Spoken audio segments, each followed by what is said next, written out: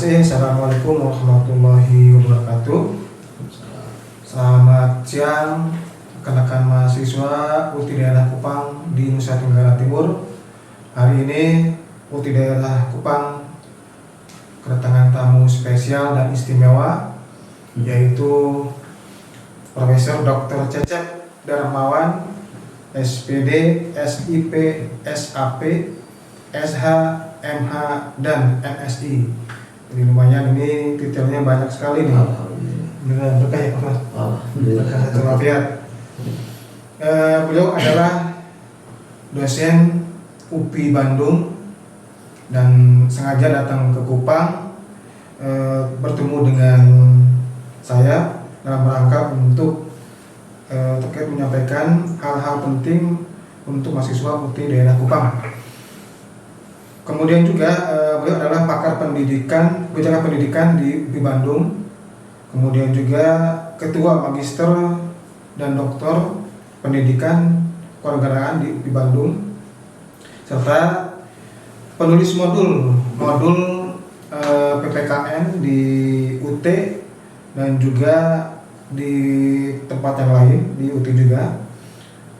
Berikutnya adalah penulis opini berbagai media di Harian Kompas dan juga PR, Rakyat mungkin, di Indonesia ya. Jadi Republika, ini lengkap sekali beliau, adalah pakar pendidikan, kebijakan pendidikan ya, di Indonesia. Terima kasih Prof sudah bisa hadir datang di UTI Daerah Kupang. Nah, saya minta waktu 30 menit, nanti akan dipandu oleh Nona Indi. Baik, terima kasih. Assalamualaikum warahmatullahi wabarakatuh. Halo sahabat UT Kupang, jumpa lagi dalam UT Kupang Mari Omong pada kesempatan hari ini. Dan ini seperti tadi yang sudah diperkenalkan oleh Bapak Direktur, Bapak Ajat, bahwa di samping ini sudah ada orang yang spesial. Ini mau sebutin lagi nih ya, untuk narasumber kita pada hari ini, kepada Bapak Profesor Dr. Cecep Darmawan, SPD, SIP, SAP, SH, MH, MSI. Halo Bapak, apa kabar? Alhamdulillah baik. Boleh disapa dulu Pak, sahabat UT Kupang yang ya, selamat siang, selamat sore ya kawan-kawan, sahabat-sahabat para mahasiswa UT Kupang khususnya. Mari Baomong di sini. Saya ditemani oleh gadis cantik jelita ini ya. Mbak Indri, terima kasih ini undangannya dari Pak Direktur ya. Iya. Nah, mudah-mudahan ya bisa kita dialog dengan baik di sini, dan sekali lagi salam sehat buat kawan-kawan mahasiswa UT ya, semangat terus belajar. Iya. Nah, sebelumnya saya ucapkan dulu nih Pak, selamat datang dan terima kasih sudah mau mampir di podcast kami untuk berbagi pada hari ini di Mari Omong. Dan pastinya juga dari nama yang cukup panjang tadi ya, saya mulai dari pertanyaan pertama nih Pak. Apa sih Pak yang memotivasi Bapak tuh dalam menimba ilmu atau bersekolah hingga mendapatkan gelar sebanyak itu ya Pak? Apa sih motivasinya Pak? Ya, pertama alhamdulillah ini kan karunia dari Tuhan ya, bahwa ada kesempatan ya selama hidup tuh kan sebenarnya kita diberi tugas antara lain belajar sepanjang hayat ya. Jadi lifelong education gitu. Nah, jadi pendidikan sepanjang hayat itu tidak terlepas dari motivasi kita. Karena saya punya keyakinan ya, ketika kita memiliki ilmu dan kita sebarluaskan ilmu itu menjadi kebaikan bagi kemanusiaan. Yang kedua, motivasi tentu semakin tinggi kita ilmu kita raih, sebetulnya kita semakin kecil di hadapan Tuhan itu. Karena masih banyak yang tidak kita ketahui. Nah, dan masih banyak yang harus kita pelajari, sehingga tidak boleh ada rasa sombong, angkuh, arogan karena punya gelar, punya ilmu, nggak boleh. Kenapa? Karena masih ada orang yang lebih pintar dari kita, dan masih banyak orang yang lebih daripada kita. Nah, berikutnya motivasi yang utama sebetulnya ya belajar itu ya lakoni saja. Ya lakoni, jalani, kemudian syukuri dan tebarluaskan kebaikan ke siapapun agar ya hidup kita bermanfaat dengan orang lain. Kan yang bagus itu Mbak Nona ini ya, orang yang paling baik itu orang yang paling bermanfaat bagi orang lain. Nah, gitu. Jadi teman-teman yang sedang kuliah di UT atau baru mau atau minat belajar di UT, segera daftar lagi. Kalau sudah lulus di UT, daftar lagi, kan mesti ada prodi-prodi lain gitu ya. Dan hebatnya kuliah di UT itu kan fleksibel banget ya. Jadi kan kalau sekarang Pak Menteri, Pak Nadiem itu bicara merdeka belajar, kampus merdeka. Nah, UT itu sebelum itu sudah kampusnya sudah merdeka, bahkan merdeka banget. Dalam pengertian fleksibel banget di UT itu ya. Sudah biayanya relatif murah, terjangkau, dan satu-satunya universitas negeri yang model online 100% itu ya UT. Sebelum ada COVID kan. Nah, oleh COVID yang lain baru online, nah UT itu jauh sebelum itu, bahkan sejak berdirinya. Iya, dan kita dengar-dengar nih, memang dipanggilnya nih Pak Cecep ya Pak ya? Pak Cewan, Kang Cewan. Sebenarnya saya di media sosial saya Kang Cewan. Oh iya. Nah, Kang Cewan ini adalah salah satu alumni dari Universitas Terbuka. Apakah itu benar? Nah, boleh diceritakan nih Pak, kelebihan-kelebihan yang Bapak alami selama kuliah di UT itu kelebihannya apa sih sampai memilih UT gitu? Ya, jadi sebenarnya awalnya kan karena saya prodinya itu S1 awalnya ke pendidikan, kemudian saya S2-nya itu public administration ya, administrasi publik. S2-nya itu waktu itu gelarnya sih MSI ya, masih periode lama lah, dan saya periode jadul ya kuliahnya. Nah, rasanya S1 saya nggak terlalu linear, saya nggak jadi UT gitu.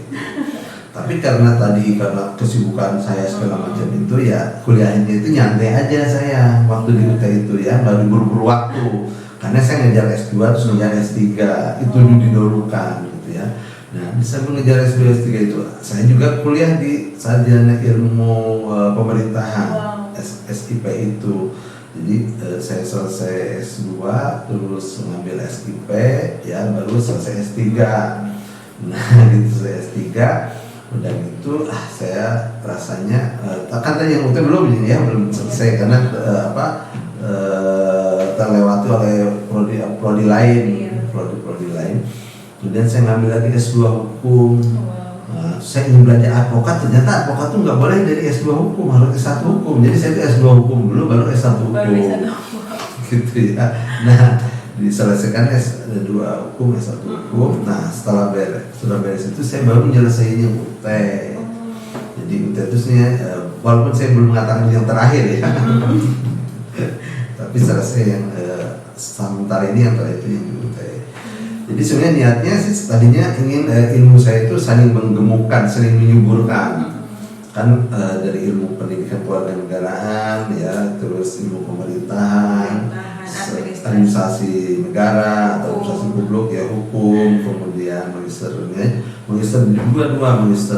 ilmu administrasi ya, kemudian magister ilmu hukum. Nah, doktornya sebenarnya saya di public policy ya, di ilmu kebijakan lah. Dulu sih namanya ilmu administrasi ya. Jadi di situ. Nah, kenapa? Karena ilmu itu saling menyemburkan, saling menggemukkan ya. Jadi transdisiplin itu enak sekali kalau kita mau bahas sesuatu dari perspektif berbagai ilmu gitu. Kalau masakan tuh bumbunya terasa. Bumbunya banyak, bumbunya dikemas dengan baik. Kalau kita menulis sesuatu itu misalnya menulis opini atau menulis artikel atau apa itu berbagai perspektif ya. Jadi supaya kita juga tidak, kalau jadi ilmuwan tuh ya, jadi ilmuwan yang bukan terlalu linear. Linear bagus, tapi terlalu linear juga kurang bagus. Hanya satu sisi. Orang menyebutnya kacamata kuda. Dilihat suatu dari satu pandangan. Nah, kalau saya tuh ingin melihat suatu berwarna-warni ya, berbagai perspektif. Oke, gitu. Dan tidak mudah menyalahkan orang lain. Salah satu kita banyak belajar itu supaya kita juga arif, bijak, tidak mudah menyalahkan orang. Jangan-jangan orang lain itu lebih berilmu daripada kita, lebih tahu daripada kita hormati. Gitu. Betul. Berarti salah satu keuntungan dari Bapak memilih kuliah di UT itu adalah tidak dibatasi dengan kesibukan ya. Ya, salah satunya betul. Jadi selain fleksibel ya, fleksibel banget. Fleksibel sekali. Jadi teman-teman, para mahasiswa, calon mahasiswa atau para siswa yang menjadi mahasiswa, suatu saat coba kuliah di UT deh ya. rasakan manfaatnya, Iya. fleksibilitasnya, nyantai aja gitu ya. Walaupun ya tentu tiap orang kan punya target-target. Betul. Yang disebut sukses seseorang belum tentu sukses di orang lain.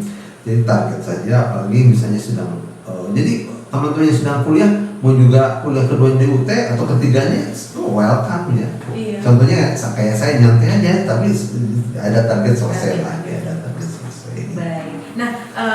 Nah ini saya beralih nih Pak ya, bagaimana sih pandangan Bapak tentang pernyataan pendidikan itu mampu mengubah hidup seseorang? Ya tentu begini ya, education itu atau pendidikan itu hal yang amat penting. Ya. Orang bisa literasi, bisa melek, bisa pintar itu adalah pendidikan. Ya. Ada yang menyatakan education is a social climbing. Jadi pendidikan itu adalah tangga menuju ya gitu stratifikasi sosial lebih tinggi. Kalau orang makin banyak ilmunya, makin berpengetahuan gitu ya, kan banyak dibutuhkan orang. Nah, ya seperti saya, alhamdulillah kan banyak dibutuhkan, misalnya salah satunya ke sini, gitu, bisa jalan-jalan ke sini. Nah, terus juga kalau orang punya pendidikan itu, dia punya strata middle class ke atas, ya, kelas menengah ke atas. Keduanya, dia bisa orang lain belum tahu, dia sudah tahu. Dia akan menjadi narasumber di berbagai forum, ya, dibutuhkan orang. Banyak bahasa kita sih banyak kawan, banyak silaturahim, ya, banyak kawan, banyak silaturahim, dan punya komunitas ya, orang-orang yang itu punya komunitas yang khas, yang dia saling saling memberi dan menghasilkan gitu ya. Kalau kita punya ilmu apa, mereka punya apa, yuk kita di-share gitu. Tidak beradu ilmu tetapi saling memberi ya, memberi. Kita lebihnya di mana, mereka lebihnya di mana, kita kurangnya apa, mereka kurangnya apa. Wow. Jadi itu pastinya ya Pak ya, kalau seseorang berpendidikan pastinya dapat mengubah. Dia akan mengubah status sosialnya ya, baik sosial, ekonomi. Kan gini. Jadi ada yang namanya siklus ya. Siklus misalnya orang yang miskin itu umumnya kurang berpendidikan, ya, maksudnya mengenyam pendidikannya kurang. Karena dia kurang mengenyam pendidikan, dia nggak bisa sekolah tinggi-tinggi tuh. Karena nggak bisa sekolah tinggi-tinggi, dia juga kesehatannya mungkin saja banyak gangguan. Nah, jadi bagaimana untuk memperbaiki pendidikan? Kalau misalnya oke lah orang tuanya ya bukan kelompok kelas menengah ke atas, tapi tolong anaknya dididik supaya jadi orang kelas menengah ke atas, supaya generasi berikutnya lebih baik daripada kita sebagai orang tuanya. Nah, kalau misalnya anaknya berpendidikan, maka dia akan mengangkat bukan hanya anaknya, tapi orang tuanya juga, ya. Jadi jangan sampai yang penting kerja saja dulu, ya, tapi yang penting itu kerja dengan pendidikan yang layak, yang memadai. Nah, sekarang UT adalah universitas negeri yang sangat terbuka bagi mereka yang sambil bekerja juga sambil belajar. Teori yang ada di pelajaran itu bisa langsung dipraktekkan. Kemudian kalau lulus, ya dia bisa mengangkat derajat tadi ya, yang tadinya misalnya di bawah karena dia berpendidikan di atas. Itu yang disebut dengan social climbing. Ya, jadi social climbing itu dia bisa mengangkat ya derajat ke atas sampai pada level ya bergaul dengan orang-orang kelas menengah ke atas karena dia berpendidikan. Menaikkan derajat keluarga juga. Derajat keluarganya, kesejahteraannya, termasuk kesehatannya. Yang tadinya misalnya konsumsinya kurang segala macam ya, tapi karena dia pendidiknya baik, penghasilannya baik, maka yang dimakannya pun baik, sehat. Betul. Gitu. Tekniknya berubah ya Pak ya. Berarti memang benar ya Pak ya, kita setuju bahwa di UT kuliah oke, kerja pun sambil kerja pun juga bisa sambil kuliah. Menurut saya bukan oke sih, tapi oke banget. Oke banget. Gitu. Iya. Nah, Pak, lalu nih Pak kita ngobrol lagi nih Pak. Saya mau tanya sih Pak, suka dukanya Bapak selama menempuh pendidikannya mulai dari S1 lalu S2 sampai pendidikan profesor itu suka dukanya apa Pak? Ya dukanya pasti banyak lah, banyak tugas. Betul ya Pak ya. Tapi sebenarnya kalau kita renungi ya belajar itu kan tadi harus menjadi kebutuhan. Bukan karena sudah selesai kuliah, selesai belajar, tidak. Belajar sepanjang hayat. Nah, oleh karena itu kalau disebut suka dukanya apa ya, dukanya kadang-kadang kan kuliah itu tidak selalu langsung lulus. Iya. Ya, itu sebetulnya tempaan supaya kita belajar lebih baik gitu. Karena saya kira tidak ada orang yang pintar dalam semua hal, tidak ada tuh. Ya, yang penting itu kita itu satu rajin, disiplin, dan mau menyelesaikan dengan tanggung jawab. Itu prinsip belajar. Ada orang yang pintar, sekolah cepat-cepat, tapi kan dia belum tentu semua hal bisa dia lakukan. Ya, istilah kita itu kalau kita jalani sejauh apapun itu jalan, ditapaki terus sampai juga. Nah, oleh karena dalam belajar itu prinsip sabar itu penting. Perlu kesabaran. Sabar dalam apa? Membaca buku, mengerjakan soal, mengerjakan tugas, ya. Kemudian nanti berinteraksi dengan tutor kalau UT atau dosen, itu juga harus diikuti dengan baik, ya. Kalau misalnya lulusnya kurang bagus nih, dapat C, ya nggak apa-apa, nanti diulang aja lagi, gitu. Jadi jangan pernah bosan, karena semakin sering sebenarnya kita akan menambah ilmu pengetahuan. Nanti ketahuan itu gini, kalau anak seseorang itu sudah kuliah dengan orang yang tadi nggak kuliah nih, soal ngambil UT, ya beberapa tahun selesai itu, terus temannya nggak kuliah, pasti beda itu cara diskusinya, wawasannya akan beda gitu, karena ini sudah ada tempaan pendidikan yang baik. Pastinya isi kepalanya beda, yang diungkapkannya juga beda ya Pak ya. Betul. Betul sekali. Nah Pak, yang terakhir nih Pak, apa sih adakah harapan Bapak untuk anak muda Indonesia, terkhususnya buat mahasiswa-mahasiswi Universitas Terbuka yang lagi kuliah sekarang nih Pak? Boleh. Nah, saya kira para mahasiswa UT itu kan ada kaum milenial, ya, mungkin juga generasi sebelumnya. Ya, saya tidak melihat kolotnya, ya, tidak. Tapi generasi sebelum milenial itu dan generasi muda berikutnya. Nah, pesan saya, belajar dengan baik, ya, karena belajar dengan baik itu sebetulnya kita menanamkan, ya, tadi mengangkat harga diri kita, ya, derajat kita kepada tempat yang lebih baik. Bahwa kapan waktunya tiap orang beda-beda, gitu ya, kapan waktunya. Yang keduanya, kalau kita belajar dengan baik, maka itu pun akan menjadi kebaikan bagi kita, bukan hanya tergantung pada nilai. Kalau cari nilai tidak terlalu penting, yang penting sebetulnya kita memahami materi pelajaran yang kita pelajari. Apalagi di UT kan kemandirian itu jauh lebih dominan, ya. Nah, yang ketiganya, happy saja itu belajar tuh, tidak ada yang sulit sebetulnya. Yang ada itu belajar itu agak rumit, bukan sulit, agak rumit. Misalnya ada beberapa yang kita harus belajar ini, nggak bisa belajar ini tanpa belajar ini. Setelah belajar ini kita harus belajar ini. Ada struktur ilmu yang disebut dengan body of knowledge, ya, the state of arts namanya. Ya, jadi ada seninya tuh belajar tuh.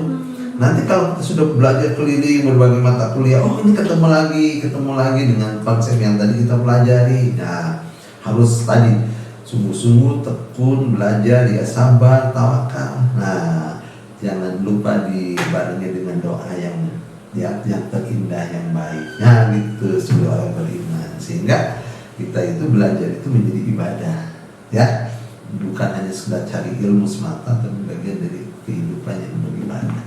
Iya, wow, terima kasih banyak Bapak. Sama-sama. Itu ilmu yang sangat bermanfaat ya. Semoga obrolan kita pada saat ini tuh benar-benar bisa menginspirasi sahabat UT Kupang, apalagi buat yang mau lanjut kuliah, ya, kayak Kang Cewan yang aduh ini gelarnya luar biasa panjang, tapi dimulai dengan keinginan untuk bisa belajar sepanjang hayat, ya, Bapak. Dan terima kasih banyak Bapak sudah berbagi. Mudah-mudahan saya juga bisa kuliah lagi, ya. Wah, luar biasa ya. Kalau Bapak saja masih mau kuliah lagi, apalagi masih sahabat UT Kupang masih muda-muda ini masih punya semangat juga ya Pak, ya, untuk bisa belajar, dan pastinya dengan manfaat belajar itu yang tadi kita bisa menaikkan derajat diri kita sendiri maupun untuk keluarga.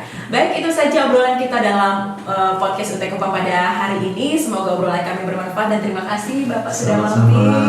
Terima kasih dan sampai jumpa. Salam sehat untuk semua sahabat UT Kupang. Sampai jumpa. Mari bawa omongnya, mudah-mudahan nanti kita jumpa lagi, ya. Jumpa lagi.